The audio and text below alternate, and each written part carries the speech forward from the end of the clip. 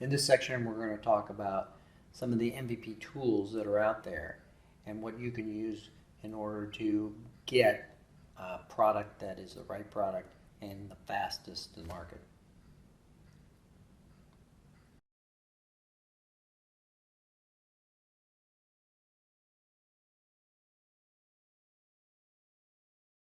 This section has tools that help a product leader narrow the product scope towards an efficient and accurate MVP. The first tool is a MVP Cost Customer Quadrant. The goal of the MVP is to use a minimum amount of resources in order to build product features that are needed to get enough customers. Not all customers, but the right customers. This can be a delicate balancing act. Too few resources may limit the features needed to get customer traction. Too many resources, and you lose the minimum in MVP. Generally, when you spend more on resources, you get more features and customers. But the ratio of spending to customers does vary with different features. When predicting the MVP, it's critical to assess the target persona and the customer base it represents versus the cost of each feature. This quadrant analysis helps to visualize the feature cost versus the target persona. So note, a persona that has more potential customers does not equal more product customers. There are many times when targeting a persona with fewer potential customers actually attracts more customers because of the closer match with your product. So in the upper right quadrant, this is the ideal combination of low cost and wider customer base. In the lower left, you want to avoid these features because they cost too much for the relatively narrow customer base that they bring in.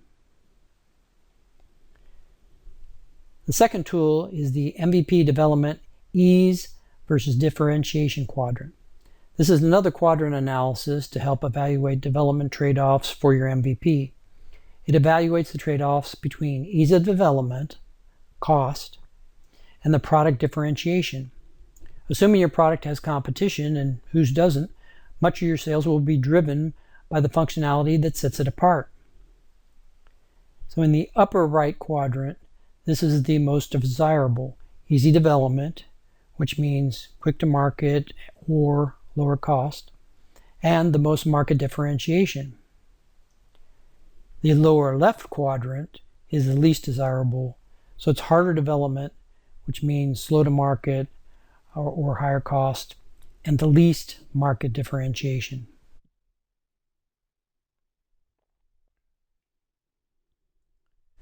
Tool number 3 is the competitive matrix. This matrix adds a competitive layer to our search for an MVP. It helps you understand how your product features target and overlap with customer personas in context to competition. So we begin with a blank feature persona matrix. This figure lists the features and personas that are included in the MVP. Next, we darken the feature boxes where we target a specific persona. So in this diagram, feature B is targeting persona 1, 2, 3, and 4.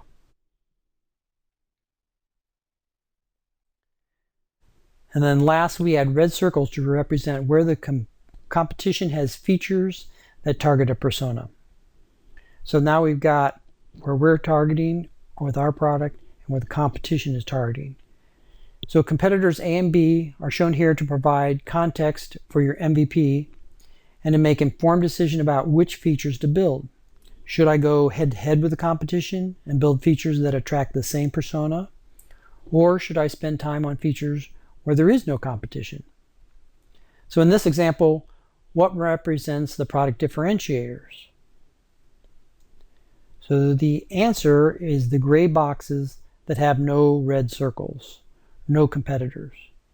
So when you don't have the competition for that particular feature, that's your competitive advantage. Take a look at this again, and so which represents the competitor's advantage? So the answer is the white boxes with red circles. So that's where you do not have a functionality in a particular area, but they do. So that's the inverse, and that's their advantage. Tool number 5 is the MVP planning board. This is the macro view of a tool for product leaders to prioritize possible solutions.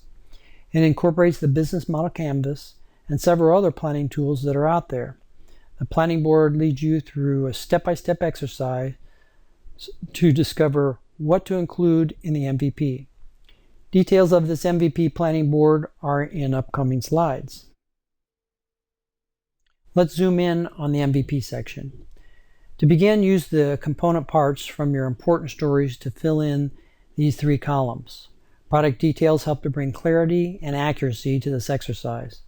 Specific personas align with specific problems and specific solutions. So the customer persona, who are the target customers? What is the specific persona demographics? And then second, the problem or value. What problems do these customers have, and what value will they receive when that problem is solved? And third, solutions. What are the features that solve the key problems in the MVP? And then last is the unique value. Why would this product succeed with the customer at this time? What features make it unique? If there isn't anything to put here, then you go back and you start over, because you're not going anywhere without something that's key in this box. So this is the validation section. So in assumptions and risks, what are the key assumptions that we made about these customer problems and solutions? So you start with big assumptions and then you break it down into finer statements. And if these assumptions fail, which of them puts the MVP at the most risk? This is your key assumption for the MVP. And under assumption test, how can we test our key assumptions? What is the success criteria of our test? So it's important to get this down ahead of time so that you're kind of getting your test criteria figured out as you're putting your information about what the problems, the customer problems and solutions are. At the bottom is an area for cost and revenue. How will the MVP bring in revenue? How will it monetize? What are the capital and recurring costs required for this MVP? The important takeaway from the planning board is an objective test that counters our personal confirmation bias and tells us if the MVP is valid or not. It's designed to be lightweight and to keep the focus on the customer without getting lost in too much detail. So if you incorporate new learning frequently to keep it fresh and relevant, you're going to get the most out of this. So this is an example of how KidZam did their idea validation. So we started out, give 5 to 10 seed customers from the neighborhood and friends. Develop a questionnaire to ask how they coordinate their children's activities. So this is a subjective feedback. We also asked 1 to 5 scaled response to 10 user stories that we created as an alternative way to coordinate services for their kids. So this was an objective way because it was on a scaled response. We asked for their suggestions, so subjective feedback again. And we gave each of them a $25 gift card and asked if they knew anybody else in their target demographic. And that helped kind of keep the people streaming in that we could get feedback from. So here's how the responses they received translated into examples on their MVP planning board. So under customer persona, it was parents with elementary age children. And then under problem value, there's 2 that we have here. They need help coordinating with parents around activities for their children, for transportation, babysitting, etc. And a second one was an electronic solution that would make it easier to locate help and keep track of reciprocal services. And under solutions, what they came up with was shared calendar for those in a trusted social circles for coordination of services banking. So the banking part was if someone contributed something, then they would get a credit, and that could be used for another service at a later time. So that was the customer persona problem and solution. And then under validation, for the assumptions and risks, we have a web-based system for matching requests for services, and claims for services is faster and easier than how I do it today. So the competition was how they do it today, and we had to beat that. The failure response was, is the web-based solution easier and faster than the current method, either phone or email? So if it's going to fail this, then we have to kind of back up and kind of start over. So one of the tests was study the current method for speed and effectiveness.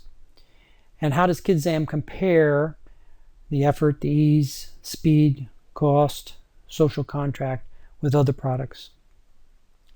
And so success criteria was a majority of parents in this demographic must favor the replacement way to coordinate services, first in prototypes and then in a working calendar. And then under unique value, we didn't have competitors that were in this particular space, so we couldn't compare to others to say this is unique in the market. So how do I start using this? Begin and use these tools in your documentation and communication with the team. As they become accepted within the team, see if there's a legacy documentation that you can stop producing. So start slowly, ramp it up, and as you gain acceptance, see if you can phase out some of the more older, non-agile ways of doing things.